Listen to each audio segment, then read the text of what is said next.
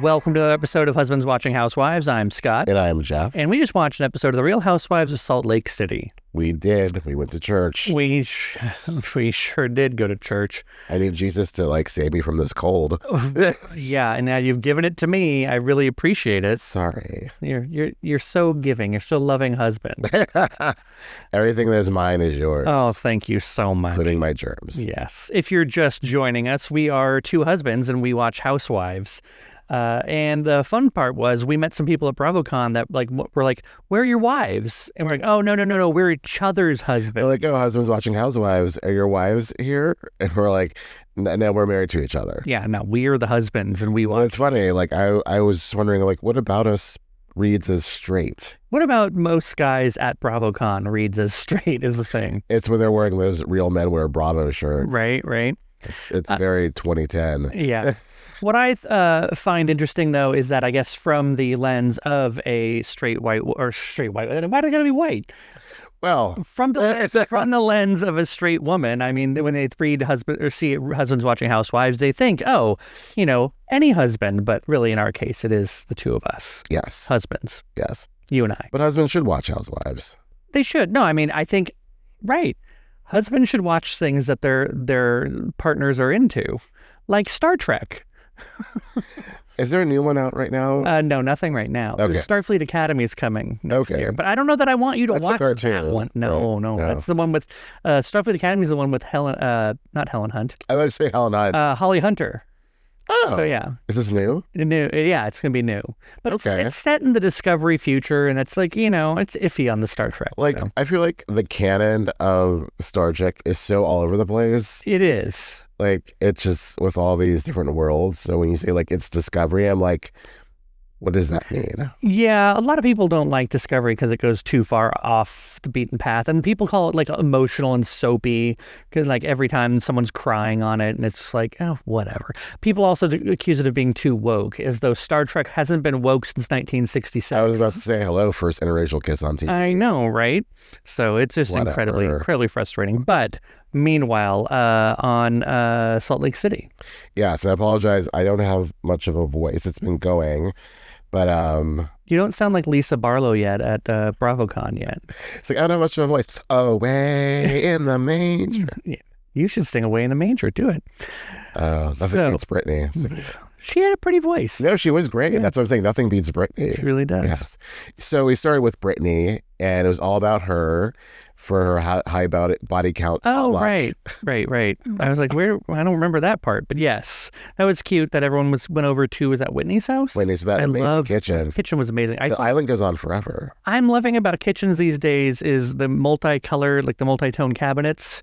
I like the little bit of wood. I like the stone. I like the paint. I like it. I like that. The textures. It's very nice and rich. Well, that's what they say. They say it's textures. You need to have layers of texture. In a kitchen, it's hard to do. So that was sweet. Yes. Apparently broccoli smells like poo in Salt Lake City. That was an interesting It's warm up some mac and cheese. That'll cover it right up. I think that's cute. They had a potluck. I love that Bronwyn brought something from a store. From a bakery, clearly, yeah. And she made something Greek because why wouldn't she? Right. And then they had the Build-A-Bear workstation. That was so cute. That'd be great for a kid's party. That really, really would be. It's fills it up with oh gosh. Mm-hmm. You'd have that stuffing everywhere. I could use that stuffing, honestly, for our couch cushions. But I still didn't build a couch. Build a couch. Yeah. I don't know why I yelled that. Cats will destroy your couch, as you all know, but ours did it in a way where they would just sleep on top of the pillows and deform them all, and now I can't get them. It was Maeve. It was God rest her soul. It was Maeve. But I need to bring it to that guy, but I'm afraid of the timing of bringing it to the couch upholstery place and then not having cushions for a weekend. That'd be really uncomfortable. We would deal with it because we would have better cushions. That's true. So very true. Do that before the new year. Yes, we should do that. Before Christmas. It was basically let's have a potluck to cheer up Britney because we believe her. Mm-hmm. And, Lisa. Obviously, Lisa and Meredith were not invited. Correct. Meredith was barely in this episode. Yeah. It was interesting that Mary showed up, and even though she's I don't like Britney, but what happened to her was awful. Yeah, right is right, wrong is wrong. Right. Yes. I think they all were we can't move forward unless they're going to take accountability. So we'll see about how that goes. And then Bronwyn talked about her issue Oh, why? Todd. Well, Whitney was like, I noticed you're not wearing a ring. That would have been Angie saying ring. But And your feelings. yes. And she's like, oh, and then she laid that all out there. That was interesting. Gets more into that in a very awkward scene later. We'll get to that. Mm-hmm. Where we go from there? I don't even remember, really. It was a lot of relationship conversation. Oh, it was Lisa and John Barlow. Did that happen next? Not next, but we can get to that. Yeah. First of all, it's just so funny to me. Like, I just saw this woman the other day. Told her she had great hair. Yeah. Life is crazy. Life is it's crazy twists and turns. I'll say her hair wasn't as glamorous in these episodes. No, it was shiny as F. Well, and that's the thing. BravoCon. At BravoCon, it was all straight and very, very, Crystal Sweet. Gale, as I like to call it. Very much. And then yes. this in these episodes was wavy and looked more natural, probably for her. She wore sunglasses like the entire BravoCon, except for at the Watch What Happens Live. Yeah, She was wearing sunglasses. True. But yeah, what did you think? Like, I mean, in the whole John of it all, it seemed interesting. I'm sorry, I think the NyQuil is kicking in for me. So already, oh my God, we've talked about this. How like Scott could do medicine. It's like instant. I'm very susceptible to medicine. I've got to, I'm very, very easy with it. Look, Dr. Quinn. So John was, I don't know. I thought it was very interesting because he was just trying to tell her that, like, it's always what your feelings are, never about my feelings. Mm-hmm. And then as he's telling her that, she starts to cut him off. And it's like, for instance, you won't even let me finish. It did borderline a little bit on, I thought he got a little bit snappy with her. Like, no, let me finish.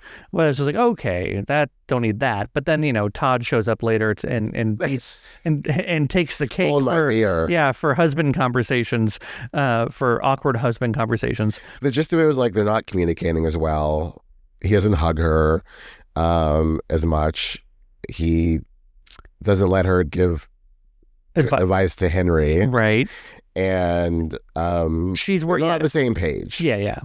And that's because that's where he says, like, because if, we were on the same page, you'd want me on your page. Like, you don't want to be on my page at all. Right. So it's very like Lisa's show. Mm-hmm. Yes. It was interesting that he says that they talk about work so much, and that like seems to be the primary thing that they discuss. And I'm sure work goes beyond that. It probably goes to Housewives too. Oh, I'm sure. Like, I'm sure he's like, I don't give a crap about Angie K or Bronwyn. Right. Like, that's not real. And she's like, no, that's my reality. It does make me wonder if like that's what they're actually talking about, because everything else with their other work seems to be going so poorly. I mean, I saw like a clip, I think it was like for a podcast that Robin did, and she was saying that, her relationship with Giselle got better when she left the show, because when she was on the show, 90% of what they talked about was the show, So I'm sure like with Lisa, like so much of her identity is the show now, and it's led to, of course, other things that she was famous before the show, but I'm sure they talk a lot about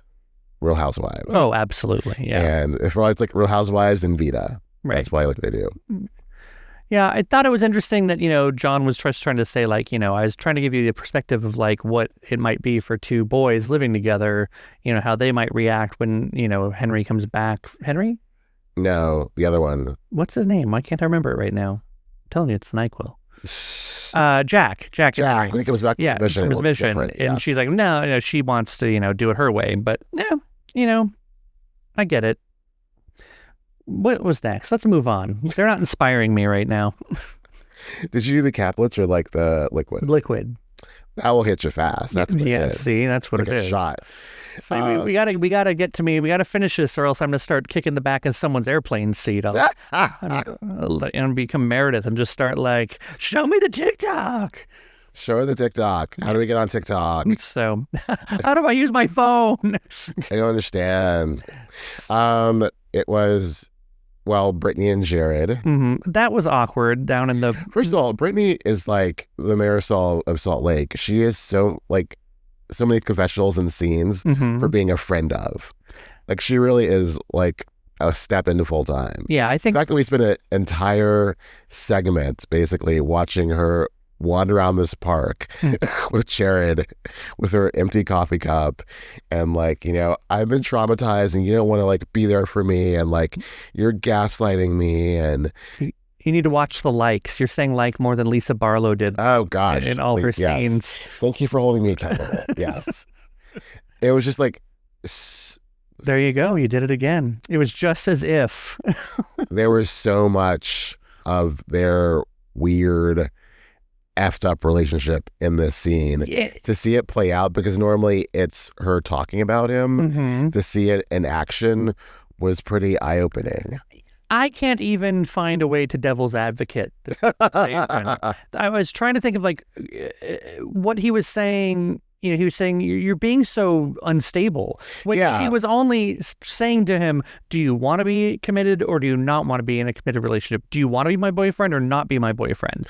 Yes, Brittany is unstable or erratic, I'd say. Erratic. I wouldn't say unstable. No, unstable is pretty harsh. Yeah. Like seizure. Yeah, exactly. Yes. That's incorrect language, I would say. Yes, but I don't understand what he was trying to get at. The only thing I could think of is if they'd just had the conversation recently that they were going to be serious and she's asking the question again. Right. I could see how he would be saying, you know, what is going on here? But at the same time, I'm sure they also had the conversation before they started filming, let's go to the park and talk about the status of our relationship. So for him to be all, you know, oh, you're so unstable, it just didn't do him any favors. Also, like, who called for the break? I don't even recall. Well, I mean, she's on her 30-day fast. He starts making fun of, and it just, if you're going to be like that, just go piss off. I think what he might have been saying, not to get into the head of Jared Osman. Please don't. You want to do a 30-day fast, and then now you're saying to me, what's our status? Mm-hmm. Do you want me my boyfriend or not? So, but she has to get away from him because he is toxic, but she keeps going back. Just the way he talks to her, though, if the way he talked to her on camera when he knew that the entire country would be seeing him treat her like that, if that's how it is behind closed doors, girl, run as far as you can. Also, have you seen his face? He's not an unattractive man, I suppose, but there's not much because his personality makes him not attractive. That's what it is. I'm sure he's hunky to many, many women of a certain age, but I don't find him hunky. No, he's not the worst thing, but his personality really sours. It sours me on him. Yes, it's a lot of douche in the face. A douche to the face. So I don't know why I would want to. I don't get it. Yeah, you're right. Run, don't walk. Yeah. As she tried to do through not even the field, but it was an grass. Empty like riverbed or something. Well, it was also like people were jogging. Yeah, I saw people in the background, like faces blurred and everything, and I wonder if they were wondering, oh, what's going on down there? I'm just trying to jog here. What's going on? And Jared Osmond's down there yelling at someone. No one knows who Jared Osmond is. Except Bravo fans now. Yes. So Mary and her son visited the church before it reopened. Right. We got a flashback of how she redesigned it. What? I think they're doing a lot of weightlifting. I think they're using the word renovate a little too liberally. To be, it's taken 2 years to renovate the church. What on earth takes 2 years to renovate a church? Well, I wonder if they were consistently working on it or they had to stop because of X, Y, or Z, legal dramas, things. legal issues, and accusations of being a cult. Oh, that might do it. That might have, That might damper the progress. Yes. I was just wondering, unless they were installing sprinkler systems and had to rewire the whole building, how the hell did it take 2 years? They had more red carpet. They ran out of red carpet. They ran out of red fabric altogether. It was so odd. Her little ready room off to the side was all like white everything and the weirdest hotel carpet. You didn't see it while we were watching, no. but it looked like Chanel carpeting, a Chanel pattern, but in carpet, but 10 times gaudier and something you'd find in an old brothel, Great Wolf Lodge. Just some sort of lodge in the Midwest. But anyway. She does love her Chanel, so maybe that was purpose. Maybe it was. Yeah. But and then the rest of the church was just red. Red. It's a lot of red. A lot of red. Yeah. Did anything happen with Heather before? No. She was just there when they threw the party. Oh, can I say they could have done... For one, if I were the ladies, I'd be a little pissed off that I got my hair done perfect, and then I show up and Angie's like, "Let's do high body our count." hair up. It wasn't even high body count. I know, It was just like I stuck my finger in a socket hair. Yeah, it was as though they were rushing to go to an 80s party and they were trying to rat their hair as fast as they could. And it didn't even look good. It looked like low body count hair. Low body counts. They just needed bumpets. That's how you achieve high body count. I don't even think that the bumpet was the high body count part of it. I really think it was the different layers and tendrils and just kind of the not sculpting, but you know what I mean? Well, she had like 5 weaves going on at once. Right. Basically. Exactly. It was a lot of... There must have been so many bobby pins in that thing to make it do what it needed to do. And that, to me... She got them all from a Teresa. Shook out her hair from the wedding. They're still coming out. I wonder if Teresa must find bobby pins just all over her house. All over the house. One of that is at her venue. So true. Yeah. True. So anyway, I didn't think it was good. I didn't like the high body count hair shtick. It was not cute to me. No, just do a potluck. Keep it simple. Exactly. I don't think we're missing anything major. Todd and Bronwyn. That could have been way more awkward. I like that. I think Bronwyn set it up properly to say that, I do expect him to explain himself once he comes home. And I think he did a good job of getting there and just saying, we were both heated. Normally we discuss these things. That's the one thing that gets us through it. And this time we didn't. We both left. We were angry. And, we do need to talk about it because that's kind of the hallmark of how we get through our relationship. Right. And then he started being Todd. Well, she was talking about things he obviously did not want to talk about on camera, i.e. their sex life. Mm-hmm. So I think he would be open to a conversation about openness in their marriage, but he was sure not going to have it on camera. Yeah, on camera was a little bit odd for sure. Yeah, and then when she mentioned that she had spoken to Whitney about it, he was pissed because he's still I don't know what he does, but he's a businessman and he doesn't need to have I'm speaking for him because I'm Todd's spokesperson. He doesn't need to have his sex life put out there when he's a serious business executive. Right.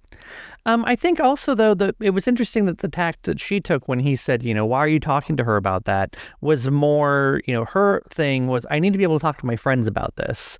And I don't know if she was trying to be serious, like, because really girls, serious about, I need to talk to my friends about this. Well, what other girlfriends does she have, though? Yeah, that could be part of it. But yeah, I definitely think that he was saying, you don't need to be talking to your friends who have a camera next to them at all times about this. And who have screwed you over in the past. Yeah. So I'm with him on that side. I don't need my sex life aired on camera. But, if she is truly committed to, explaining and living her authentic life on camera, then okay. But it does feel performative to me, as though she's either, looking for a storyline, or she's making this something, or she's trying to get something on camera so she can later on, and I hate saying this, get a divorce. I don't think it's any of those things. I think she's just being herself, and he's unwilling to do so so openly. So I think, this is her real life, or it should be. This is what's happening, and she's being real about it. But I don't think that should come as a surprise to her. She knows who she married. You know what I mean? But in terms of all of this, that wasn't something that I don't think they have talked about it, like having other people and Right. So I get it. I get it. I don't think that she is that calculated. Right. Yeah. I also was surprised that they've been married for 11 years. Yes. The fact that we've been together 8, I'm just kind of like, we're not that far behind them. Yeah. Also, I guess time flies. Her daughter's 19 or 20 by now. I think 20. So that makes sense that if they've been together 11 years, then he met her when she was 9. That's why he's so protective of her. And that's still very much a kid age.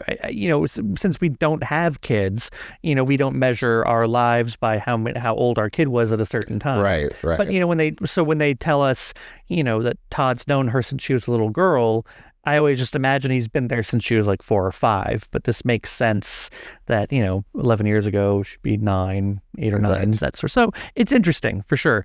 I didn't put that together. I thought to get somehow together for like 15, 20 years. You know what I mean? But I don't know why I would think that. Yeah. Well, married, maybe they were together for a bit before they got married. So Perhaps. So, and that was interesting. But then that does bring us to everyone going to church. Did anything else happen before church? I don't think anything really did because Meredith wasn't in it. We already, what are you doing? Grabbing your notes? Well, I wrote my summary of the episode as we were watching the episode. Oh, so it's in chronological order. Yeah. We're trying to be thorough because sometimes we skip over some good parts and we get downstairs later. We're like, oh, damn it, we forgot the da-da-da-da part. So what did we forget? Okay, nope. We're right on track. Perfect. So we're at church. We're outside of church, in fact. Outside of church. And Whitney cannot figure out what the expression is. She needs to watch more TV. It's sweating like a whore in church. I also like to add on Easter Sunday. Oh, that gives it a bit more. You're wearing a bonnet. Right. You're a whore. You're sweating. Thank you. I love a bonnet. Thank you for painting this picture. I really do appreciate it. I don't know where she got the burning in church. I think she's mixing metaphors where there's the thing about, because I remember when we went to a dear friend of the family's funeral, my mom laughed because, the last time me and my brothers had ever been in a church, who knows when. Right. So she kept laughing, saying, well, no one's erupted in flames yet, so we must be good. You're right. She was mixing the two because a lot of people, make that. You set foot in church and, God's going to smite you and burst you into flames. Exactly. Yes. Heathen. Yes. Yes. So before we really get, before we get into it, I find it difficult to even humor the whole church thing, which is awful of me.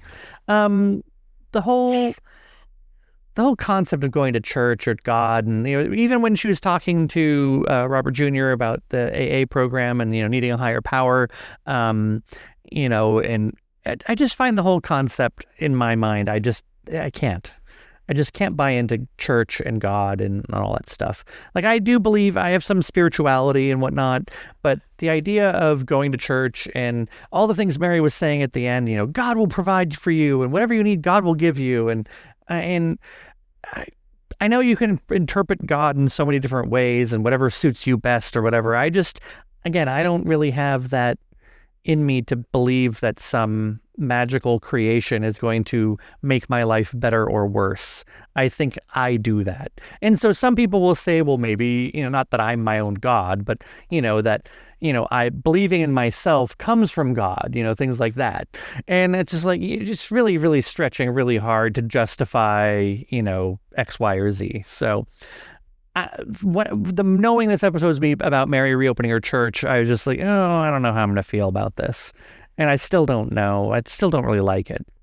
But no, it's interesting because, I'm not a religious person, but I do believe in some sort of spirituality and believe in God. And I think things happen for a reason. And I feel the emotions, I'm not down with the message and the preaching and the judgment that can come with religion and church, but I think the emotion and the music especially, that always, not that I listen to gospel, but like there's sometimes, when people get gospel adjacent, like Mariah quite often, or just like church music in general, like hearing that organ and the like people just getting up and dancing, and I feel like that's very moving, and the feeling of that spirituality and whatnot. I know most people, it's they're feeling God and and dancing and all that because of Jesus moving through them. That's not me. I just love the music and the emotion. So I wasn't, when Mary was doing her sermon, everyone was getting so emotional, and I found myself a bit too, because they were all looking for something from her sermon of like, oh, I'm okay, or I will be okay. And, so I could get behind that. Yeah. Did you? I don't know. Sure, I've asked this before, but did you grow up going to churches like that? No. Okay. Not Pentecostal, but we did go to church. My mom is very religious. But I mean, was there gospel music and was there, that sort of church? Yes. Okay. That's what my favorite part. I didn't like going to church, but I really enjoyed the music of church. Okay. And that was my favorite part. Yeah, see, just like Heather and Whitney, I grew up Mormon, so I had a very, somber church thing. Granted, I stopped going when I was 9, so I was still going, after, I remember singing hymns and things, but it was just, one or... not the same. Yeah, it was 2 or 3 hymns, and honestly, my favorite part was the sacrament, because I got a little, cup of bread and a little thing of water, and got to go, yay, I ate some bread in church, because I was kind of hungry. It was early in the morning. But, yeah, so for me, that whole idea of, having got, Jesus move through you, or the whole singing and dancing. Catching the spirit. Yeah, I just don't get that at all. I don't either. But I mean, I do, again, I can understand though that like some people may not necessarily truly believe in, Jesus and this whole Bible story, but the whole concept that however the music makes them feel is the equivalent of the spirituality. Like that's how they have it. So, I'm not trying to judge anybody, but the whole idea behind going to church and just, especially when Mary starts, when Mary says, and I know we're skipping over the whole Meredith and Mary part. We'll get back to it. But when Mary says, I don't even plan anything, I'm like, okay, well, first off, that's just kind of a bad sermon, isn't it? Don't most pastors like write all that stuff ahead of time and make sure that there's a beginning, middle, and end, and it makes sense and has a message? She's just getting up there and winging it. As I'm a huge fan of winging it, as we're doing right now. It's improv sermon. Yeah, I don't know that that's a good idea, especially when in the middle of it, because there's cameras there, she starts singling out the Real Housewives. If I were the rest of her congregation, I'd be like, Mary, what the heck are you doing? Just because I'm not mic'd, you're not going to talk. Yeah, you're not going to be like, hey, George over there, that thing you've been leading, God will take care of it. Instead, you're Heather. You don't know why you're here, but you'll figure it out. You're okay, Mare. Yeah, Mare. Oh, God. The hell was that? Yeah, so that was Meredith and Lisa walking up at the last minute when everyone was, are they coming? Are they coming? Are they not coming? And then they showed up. And it's like, hey, Boot. I can't imagine that Mary... So was that outfit Meredith wearing the same one that she wore in the last episode? Or just the same color? One. It's just very similar because Meredith has this aesthetic and it all looks the same. We even see like in the trailer where she's wearing a bathing suit that was basically like a suit like that. Right. It was just a little much for me. And then for them both to be like, well, why wouldn't, especially Lisa, why wouldn't we be coming? Like, why wouldn't we show up?